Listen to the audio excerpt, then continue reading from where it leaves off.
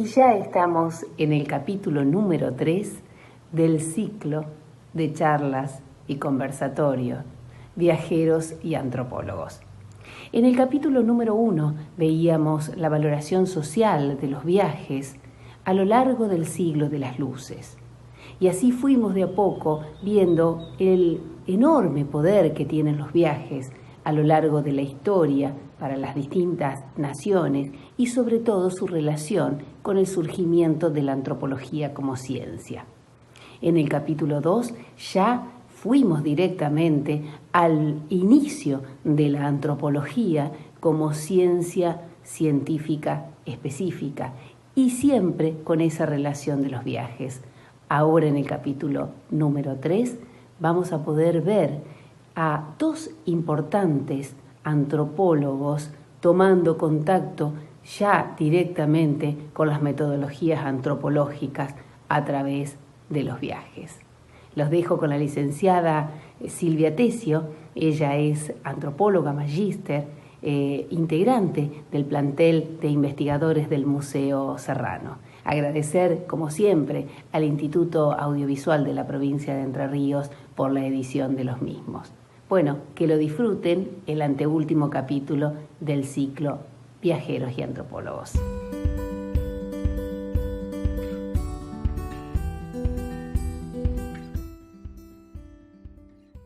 El fin de la Gran Guerra, de la Primera Guerra Mundial, pone en crisis a la antropología evolucionista de la que veníamos hablando en charlas anteriores,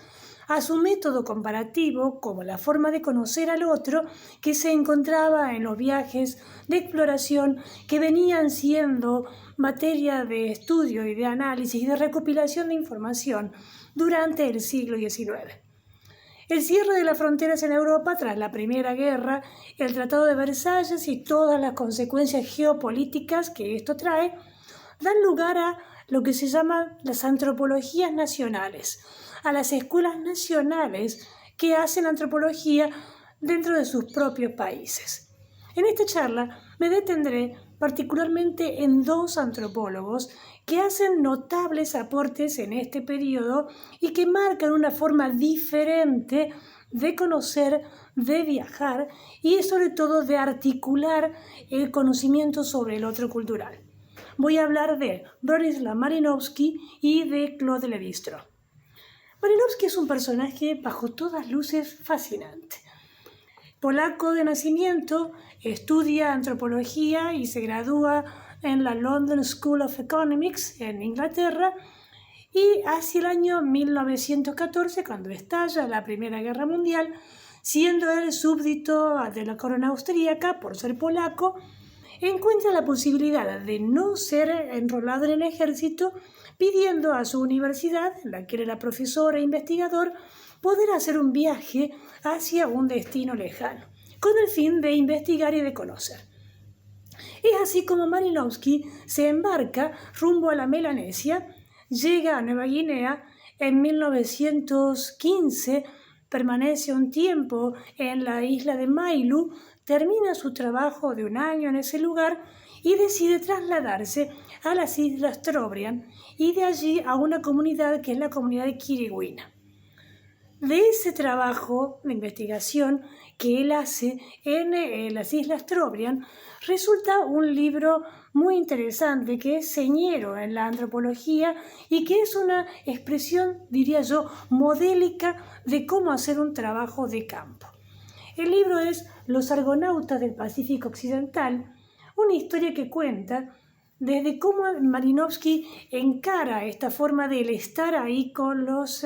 propios trobriandeses y de qué manera él va observando una práctica que se define como kula, que era un modo de intercambio muy típico de estas islas y de los trobriandeses que llamaron poderosamente la atención a Malinowski. Es muy interesante la personalidad de Malinowski, él como europeo y como antropólogo viviendo con los trobriandeses en la Melanesia,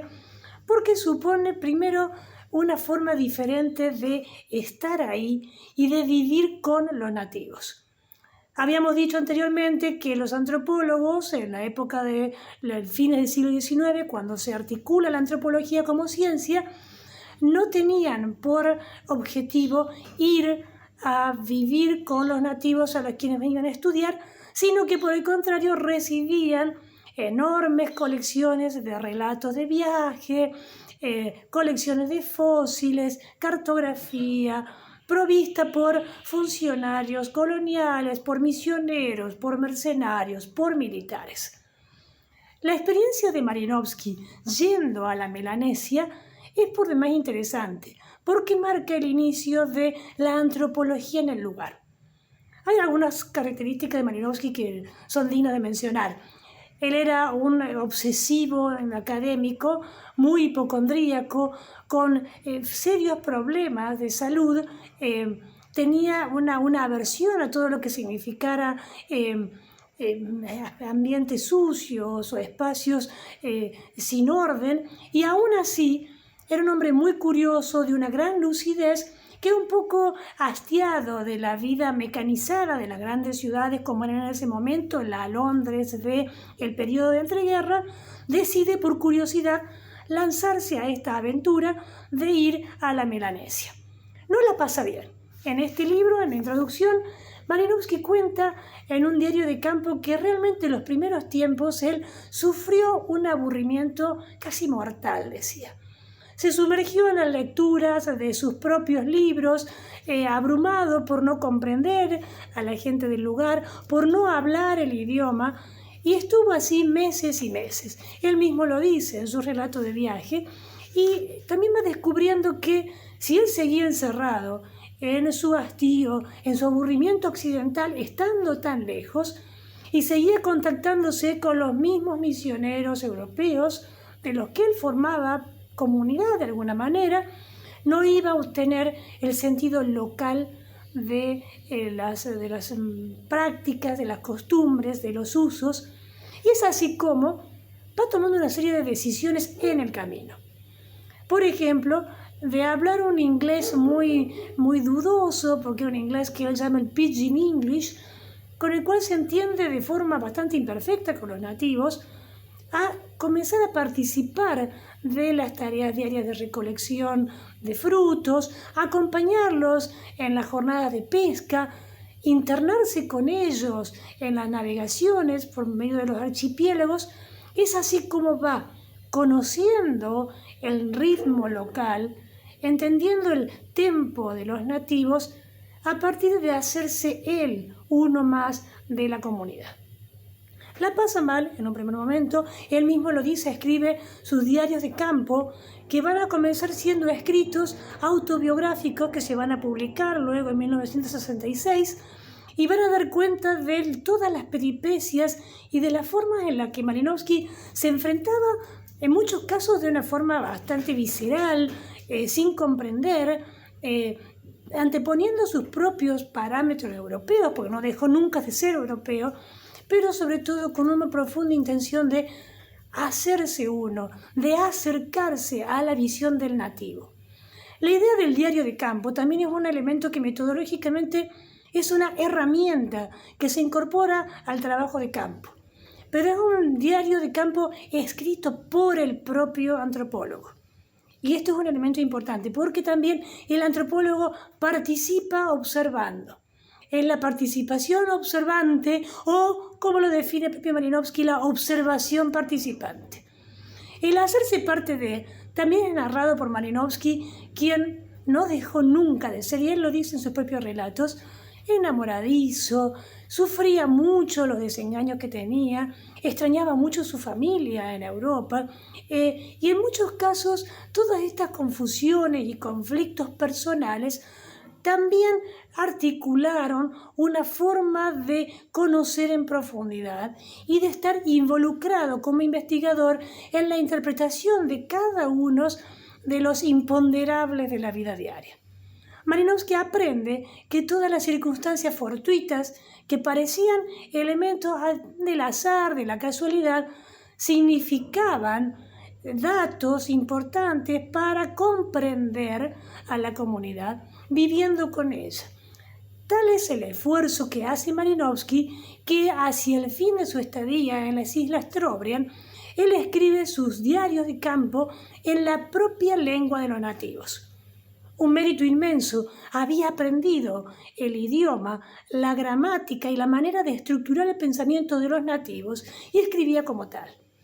Esto es un mérito que se plasma en una serie de recomendaciones que Malinowski da, entre las cuales dice: hay que tener un registro pormenorizado de los eventos,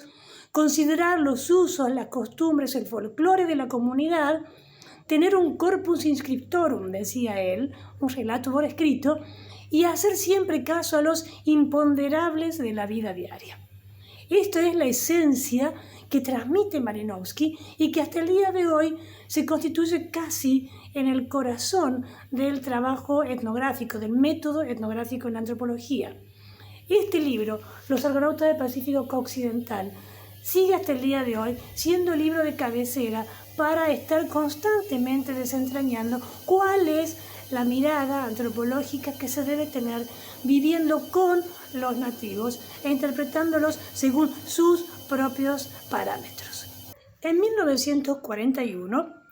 Claude Lévi-Strauss, un etnólogo francés nacido en Bélgica en 1901, por su condición de judío tiene que emigrar desde Francia a Nueva York. Allí se dedica a trabajar como docente, como profesor universitario, y desarrolla una amistad con el formalista ruso Roman Jakobson, con quien entabla una gran amistad y de quien aprende grandes normas de lingüística y del formalismo ruso. Estos datos van a ser muy importantes para la estructuración de su trabajo antropológico. Lévi-Strauss es autor de obras notables, como por ejemplo Antropología Estructural. En este libro dedica gran parte de su trabajo al estudio de los mitos. Por ejemplo,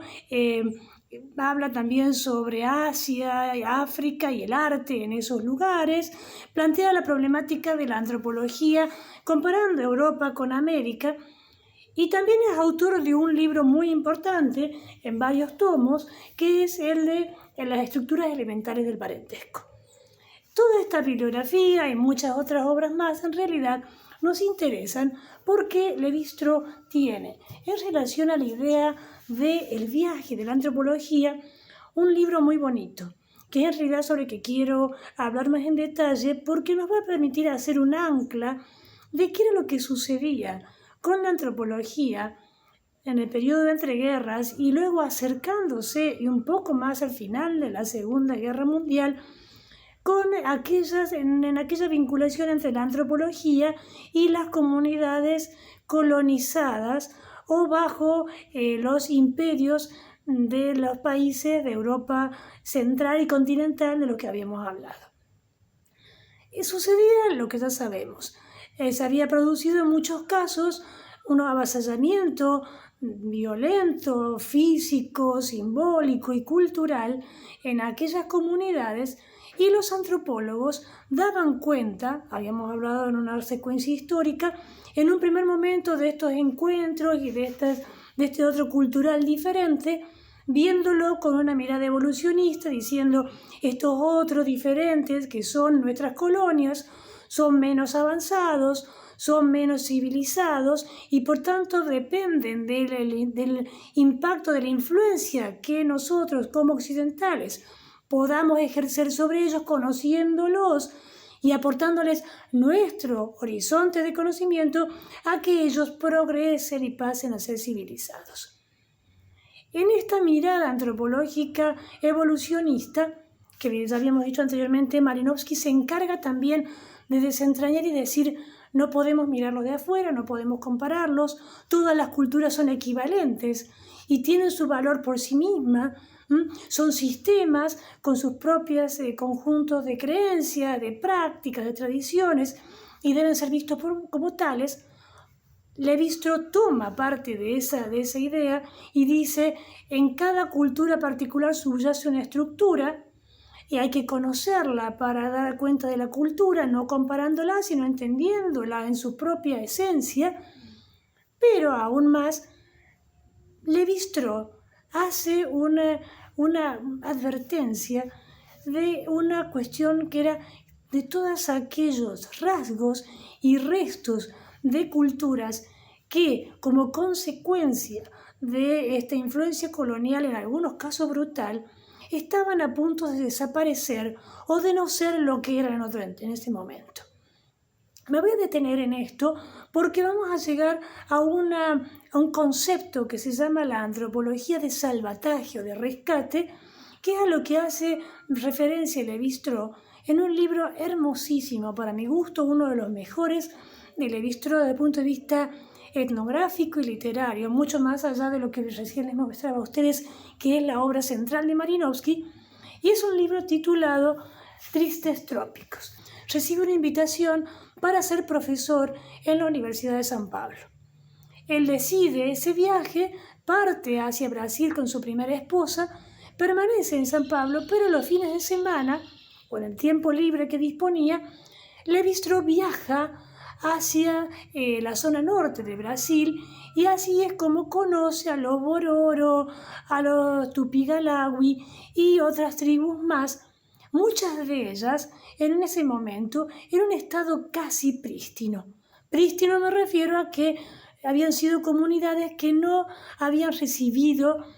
brutal impacto del colonialismo y por tanto conservaban muchas de sus prácticas de los modos ancestrales que habían dado origen a esas comunidades. Lévi-Strauss elabora su etnografía en Brasil, hace un amplio trabajo, tiene algunos trabajos muy interesantes respecto, por ejemplo, a la influencia chamánica en algunos ciertos ritos vinculados al parto en algunas comunidades, escribe parte de esos trabajos en artículos que va a ir publicando luego en Francia, que van a estar compilados en antropología estructural y que van a tener muchísima difusión por su solidez y por su articulación y cohesión etnológica. Pero además de eso, en este libro, en Tristes Trópicos, hace referencia a una cierta mirada melancólica y profundamente nostálgica, diría yo. Este libro tiene como gran virtud, aparte de tener una belleza literaria, descriptiva, una fuerza y vigor en la narración, porque Lévi-Strauss cuenta cómo llegan, cómo es a través además de los sargazos, cómo es incursionar en un territorio con una geografía muy particular, con una vegetación muy particular, el encuentro que tiene con los aborígenes del lugar, pero sobre todo, y esto es lo destacable de Lévi-Strauss, él hace una reflexión acerca de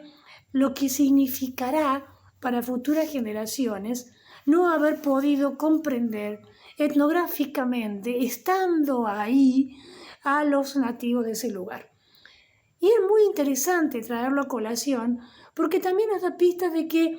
muchos antropólogos, y en este caso yo recién hablaba de Lévi-Strauss, ahora menciono de Lévi-Strauss y antes mencioné a Malinowski, perciben y se percatan de que la tarea no es mirar por arriba del ojo, con esa mirada imperial de la que hablábamos en una charla anterior, sino que también debe haber una suerte de sensibilidad para comprender al nativo, pero entenderlo desde el lugar, desde los ojos del nativo, sin dejar de ser uno la persona y el antropólogo que es y viniendo desde la formación académica que trae. Dice Lévi-Strauss, y me permito mencionar o leerles un fragmento del libro Tristes Trópicos. Él habla de cierta nostalgia referida a lo que el antropólogo ve hoy de una comunidad, que si esa comunidad sigue siendo invadida, impactada, violentada, va a desaparecer en sus experiencias culturales básicas y cuando nos demos cuenta ya habrá desaparecido todo. Él dice, Lévi-Strauss dice en la página 58, de aquí a unos cientos de años, en este mismo lugar, otro viajero tan desesperado como yo llorará la desaparición de lo que yo hubiera podido ver y no he visto. Víctima de una doble invalidez, todo lo que percibo me hiere y me reprocho sin cesar por no haber sabido mirar lo suficiente. ¿Qué nos dice Lévi-Strauss? está siendo consciente de que su mirada occidental y antropológica es aún insuficiente, de que se siente desafiado, se siente interrogado por el nativo, pero que aún así está en la rapidez y la avidez con la que se lanza a la aventura de conocer, que cuando esa aventura termine, posiblemente sea muy tarde, porque la cultura haya desaparecido. Es así como la gran enseñanza de este libro de Tristes Trópicos es cuánto debemos mirar, estando y aprovechando esa oportunidad, antes de que no desaparezca. Esta antropología de salvataje trabajó rescatando los restos de lo que pensó que podía llegar a perderse y en muchos casos los transformó y en otros los convirtió en colecciones. No obstante eso, dio lugar y dio paso a lo que después se llama, en muchas condiciones, la antropología nativa.